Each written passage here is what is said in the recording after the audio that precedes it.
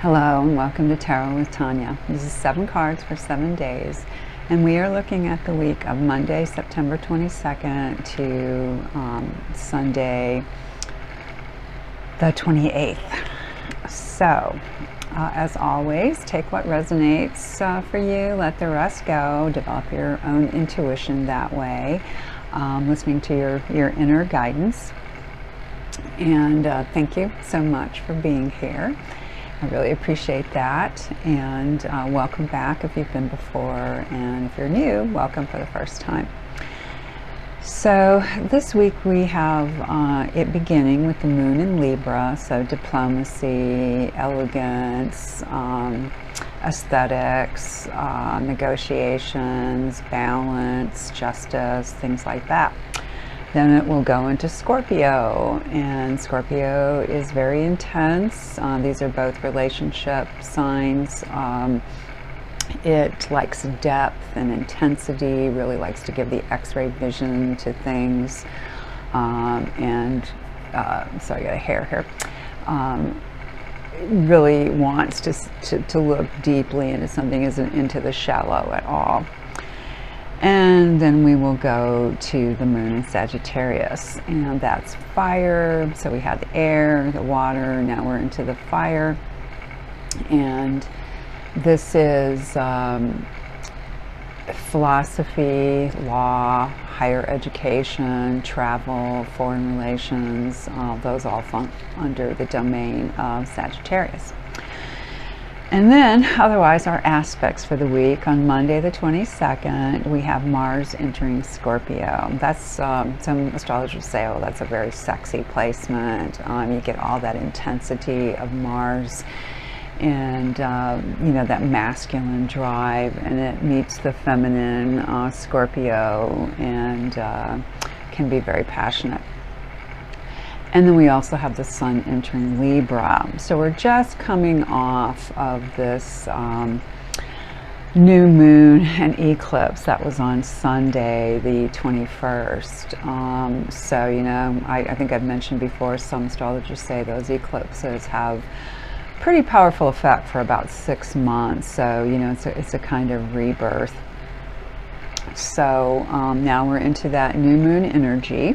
So things are growing. And then on the 22nd, well, let me say before I go on, with the sun entering Libra, you're going to have, you know, those same kinds of qualities that I mentioned with the moon there, of diplomacy and elegance, and we might be able to be a bit more harmonious in that way. We had Mars leaving Libra, of course, which kind of toned it down a little bit, though there's been plenty of Mars activity out there. But, you know, going to Scorpio, that'll get more intensified. But then the sun going to Libra also helps us focus more on our diplomacy, getting along with others' relationships. And so Tuesday, the sun is opposite Neptune, the sun is trine Uranus, and the sun is trine Pluto. That's an interesting combination to me. So, you know, the sun, center of our world, our solar system. Neptune, very watery, distant, collective unconscious, creative. So you've got a lot of energy potentially going into that creativity, but, you know, there could be some illusion too. But with the sun trining Uranus, so it's making a good aspect, there's harmony and flow there, and that's where a very erratic, rebellious, genius / crazy kind of energy can come in. And then the sun also in a good relationship with Pluto. It would be the sun in an air sign, Pluto in an air sign. That's where we get that trine. It's in the early degrees of Pluto, and the sun will be in those early degrees of Libra. So we might feel sensitive, that's where that Neptune comes in, yet adventurous, seeking adventure, that's the Uranus energy too. We want freedom, rules Aquarius. Yet, you know, there could be some kind of deceit. That would be the Neptune opposition. So we basically, it's a good day to stay out of other people's dramas. Stick to your own stuff, leave others alone, and just focus on the highest good for all. You're trying to be calm and dignified in expression. And Wednesday, this would be the 24th, we have Mars squaring Pluto. Now that's a much more difficult energy. It's that corner. It's tense with each other. It can bring on emotional intensity. It could cause conflict to come to the surface, and you know that's to be healed. So that's a good thing. But we might be required to face our hidden desires. This would be Pluto and Mars, kind of, Pluto is what's hidden, Mars brings that energy to bring it out. So there could be hostility, jealousy, compulsive behaviors. So it's it can be a serious challenge, power struggles. So we want to try to be courageous and you know, avoid danger. You know, be careful physically because Mars, you know, can get our energy all stirred up, and we can do dangerous things that we're not even thinking about. So watch the power tools, anything like that, being in a car and so forth. All right, so those are our aspects. We still have Neptune retrograde, Pluto retrograde, Saturn retrograde. So we're still backtracking, and you know, things that we missed before will continue to come to light. All right, and the cards this week, I'm using the Wildwood deck, and again we have three majors. This is at least the second, maybe the third week that's happened. So there's some, you know, creative energy going on with that. But we begin with the vessels, or the water. Cups energy, and this one is the 8, and it is subtitled Rebirth. So often in this card, other decks, you'll see a person walking away. It's a situation of leaving, letting something go, and you know, 8 relates to Scorpio. The house, it's the 8th house, ruled by Scorpio. And it is about rebirth. It's transformation. It's not death as in death of the physical body, but a transformation. So there's a kind of symbolic death and then a rebirth. So that's our Monday. And again, that's when both the Sun enters Libra and Mars enters Scorpio. So energies are changing.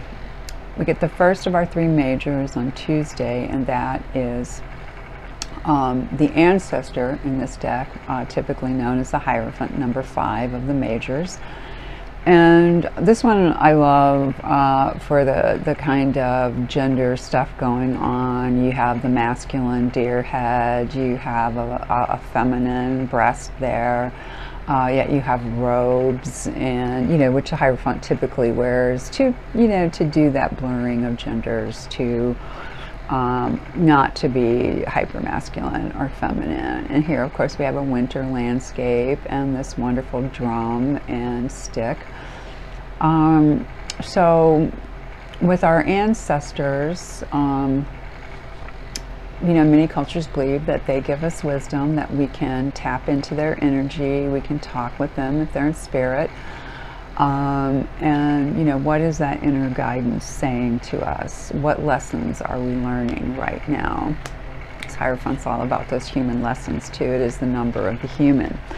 And we go right to the 6th, second of our majors for this week, and we get the Lovers. So of course, connected to relationship, negotiations, partnerships. It can, on the darker side, kind of be about codependency. Are we having a relationship where both people are sovereign, or is one having power over the other? Now here, they have the old custom of the wrist bindings to show that they are one. And you have the beautiful tree, and it has at least a double trunk, maybe 3. It's a little bit hard to see, but that's also wrapped with a green ribbon. And you know, it's a kind of tree of life for them as well, and a bit of the evoking of the Garden of Eden. So a very, let's say, fruitful kind of relationship potentially. Just watch out for that darker side. Thursday, we go back to a minor, and this time we have the Ace of Stones, or the Ace of Discs, Pentacle, the Earth energy, the gift of that, the beginning. It can be a real physical gift of something. It can be coming back into the body. It's a new energy, and it feels very grounded and hopefully safe. This is ancient. You have symbols from ancient Celtic culture carved on this, and it just looks very solid and in the right place. And you know, that can be relating to our bodies. By Friday, we have the sorry, not Queen, but King of Arrows. So now we're into the air energy, usually called the swords. And kings, you know, they have mastery. So this is someone who is very, very good with words, very penetrating with thoughts, clear vision. Here we have a kingfisher flying over the waters looking for food, I assume. That kind of oversized head. I find these birds just fascinating and beautiful.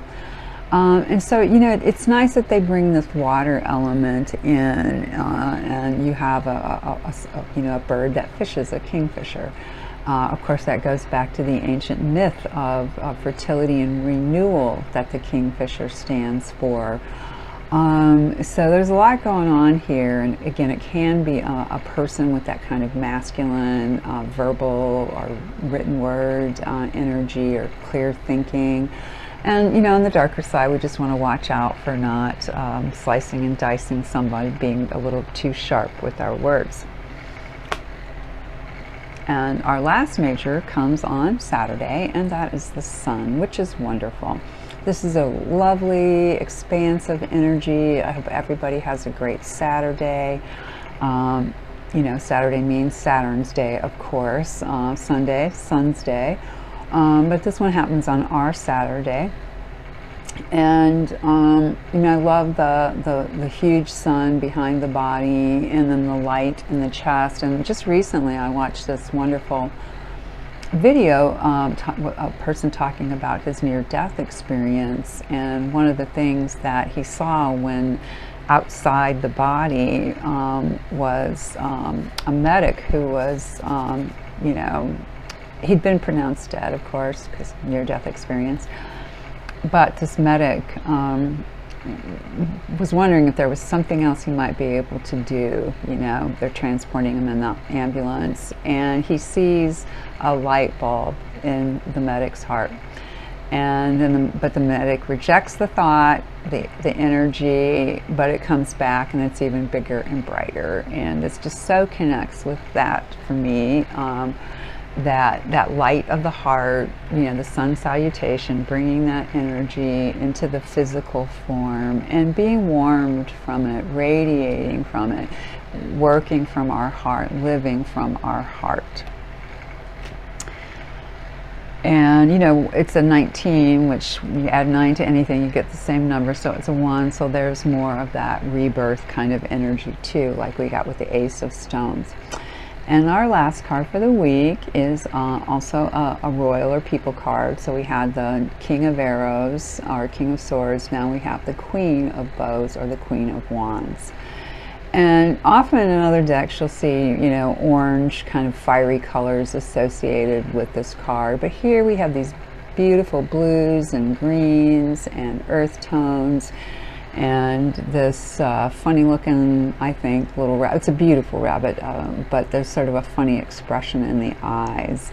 And to me, it's kind of like this fierce rabbit, don't mess with me sort of energy. And, you know, the Queen of Bows or Wands has gone through her trials and tribulations. She knows that. She knows that she has a certain amount of experience and is empowered by that, not power over others. That's the thing we want to watch for with the People cards, but empowered. How can she use that power for the greater good?